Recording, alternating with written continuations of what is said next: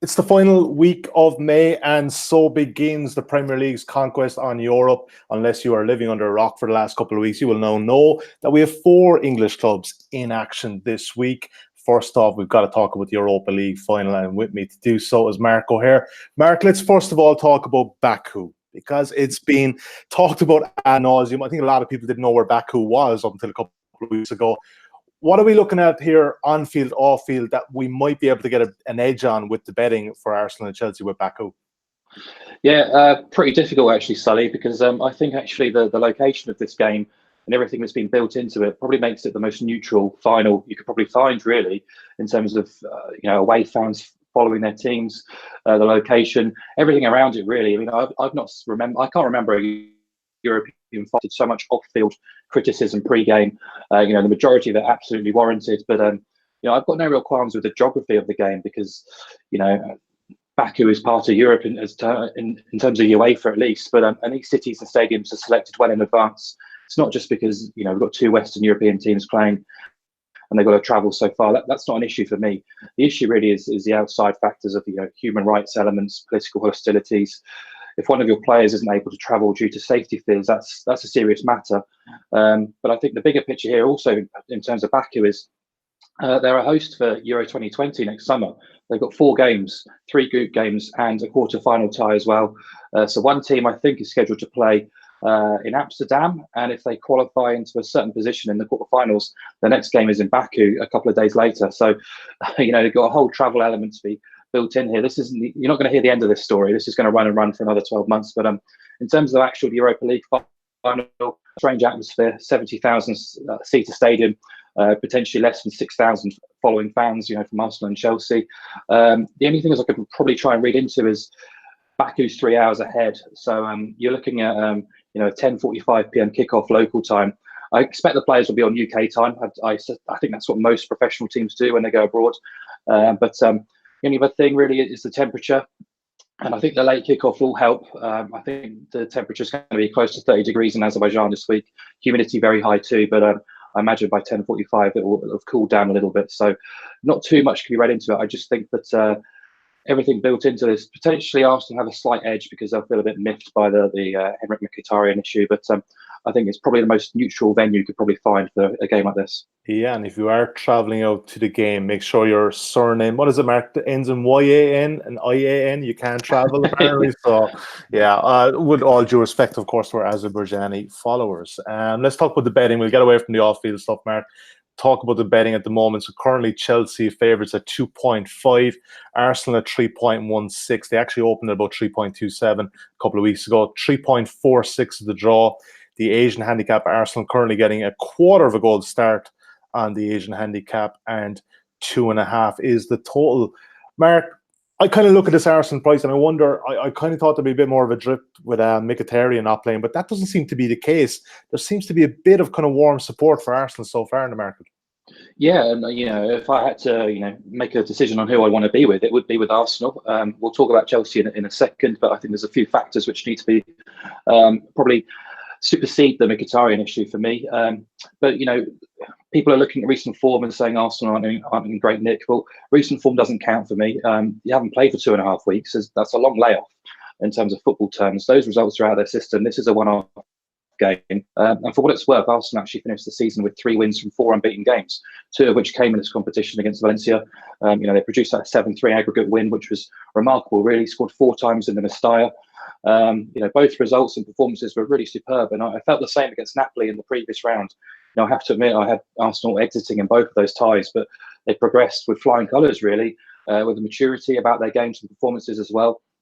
The narrative around Arsenal about their lack of defensive stability is fair. They're far from trustworthy at the back. Bellerin in particular has been a big miss at left back, or right back, sorry. Mustafi's been in poor form all season too. 8 Premier League sides conceded fewer goals. No team get fewer away clean sheets. That clearly is a concern, but I think the clincher here for me really is the ability to have in the final third Lacazette and Aubameyang, 2 informed clinical strikers. They've got a bit of everything really: pace, physical approach, movement.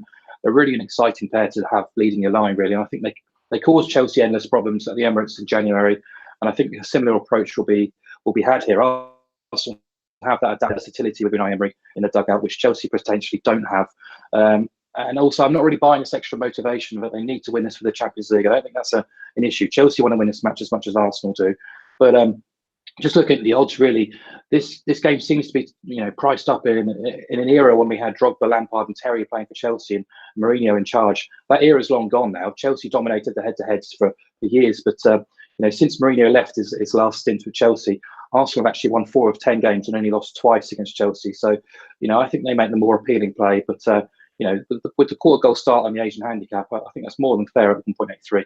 I'm kind of surprised by this, Mark, because I'll be honest, I don't think there's been enough stock put into Arsenal's win over Valencia, because we saw how good Valencia were last week in the Copa del Rey final.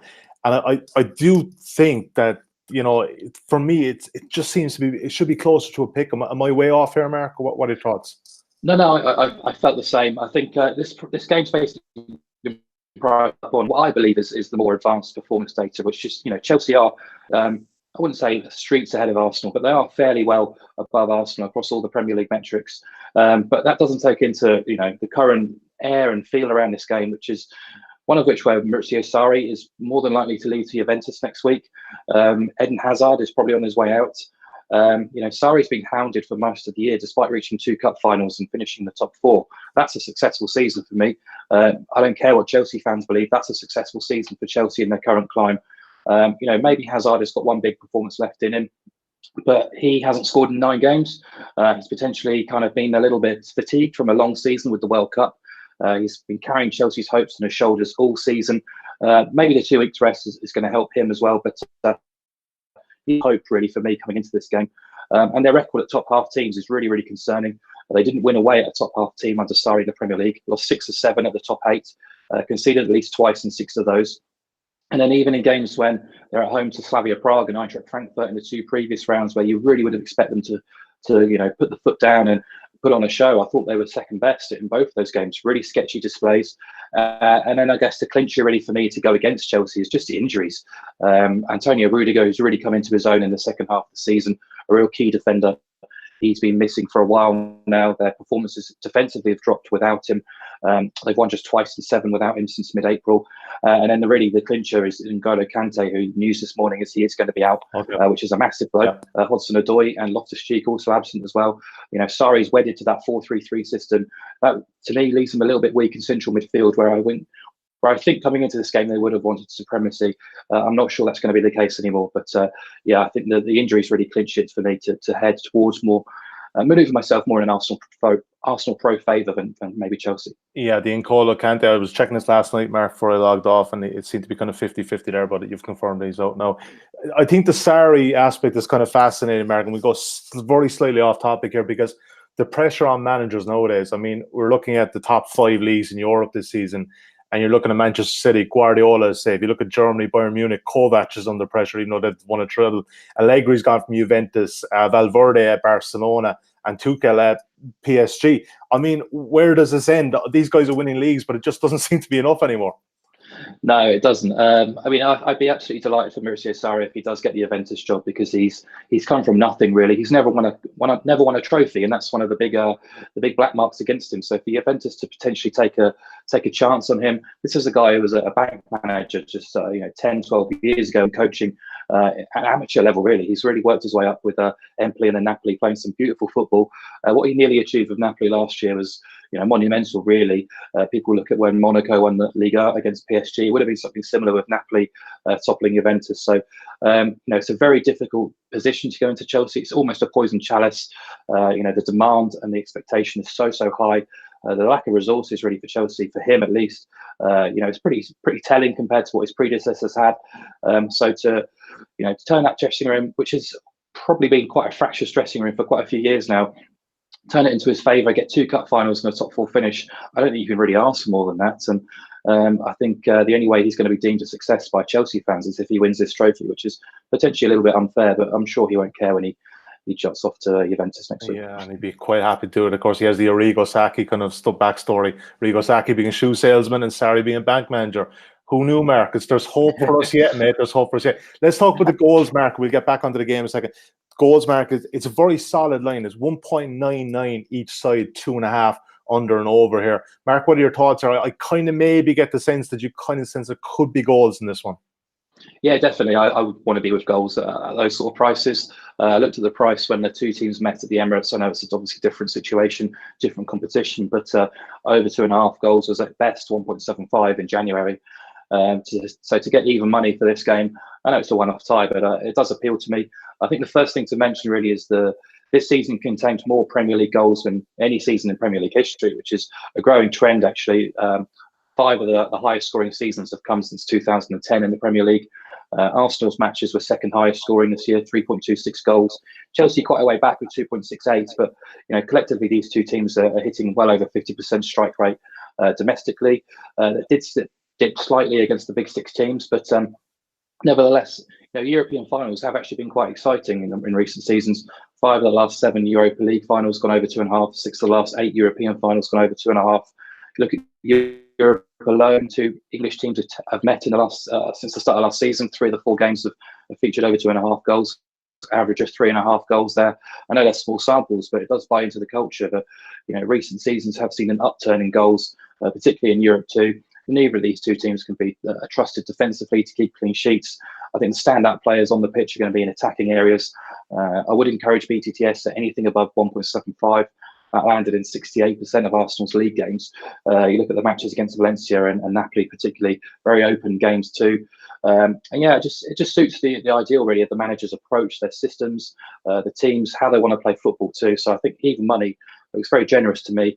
As I say, it was 1.75 just a matter of 4 months ago, so really. So I think it's going to be quite an interesting, exciting, open game too, a very watchable game too for neutrals. So yeah, I'll be cheering on the goals at 1.99. Yeah, you should be able to hold on to that 1.99 mark, because I always get the sense with finals that people want to back unders because they kind of get the sense that teams play pretty much within the vest kind of thing and keep it close to the vest. And maybe it's about time that we kind of throw out a couple of those those general theories, Mark, because I think that, like you said, the game is changing.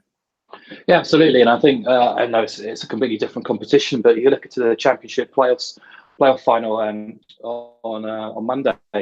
There was a game which is traditionally very, very low scoring. I think 50% of the last 20 years have seen under 1.5 goals. I think it was 3 and 17 has seen BTTS. But they had 2 teams with 2 managers who looked to play attacking football, looked to get their best players on the pitch in forward areas. They had plenty of attacking talent on show, and the game went over 2.5 goals and could easily have had more as well. So I do think there is a general shift towards more attacking football. The likes of Atletico Madrid have failed in Europe in the last couple of years, and similar teams to their approach have also failed too. The more look at Ajax, look at Spurs, look at Liverpool. These teams are thriving in the Champions League at the moment. So I do think the shift is certainly to the better really for neutrals. I guess we want to see high scoring games. We want to see exciting games. We want to see attacking football. So yeah, fingers crossed this will follow the script. It's back to the Kevin Keegan School of Management, Mark. You scored 3, you scored 4. Right, let's talk about our best bets here, Mark. So you also mentioned both teams to score. It's currently 1.73 at Matchbooks. You reckon 1.75 and no less than that?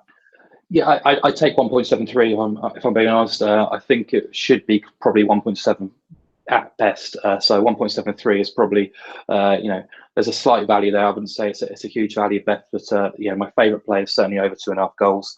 And I, with a small shout at Arsenal plus a quarter goal on the Asian start. Sounds good. Best bet over 2.5 goals, and that's currently just under evens at 1.99 here at Matchbook. Mark, Champions League final on Thursday. You'll be on with Phil, Paolo, and Brothers on Thursday morning. I'm thinking we're kind of looking forward to that one. Yeah, it's all set up really, hasn't it? What a week for the Premier League fans and Premier League football. 4 of the best teams on show, and Saturday is all set up to be a really, really interesting and really exciting game too. I'm really looking forward to it. Sounds good, mate. And those guys will be live on Facebook, Twitter, Periscope, YouTube after 10 a.m. on Thursday morning, and also be available as a podcast. But thanks to you again, Mark O'Hare. Cheers, Sully. Cheers, guys, and the best of luck with your Europa League final bets. Don't forget, if you haven't got a Matchbook account, you can sign up for one today for £10 risk-free bet and enjoy the football this week.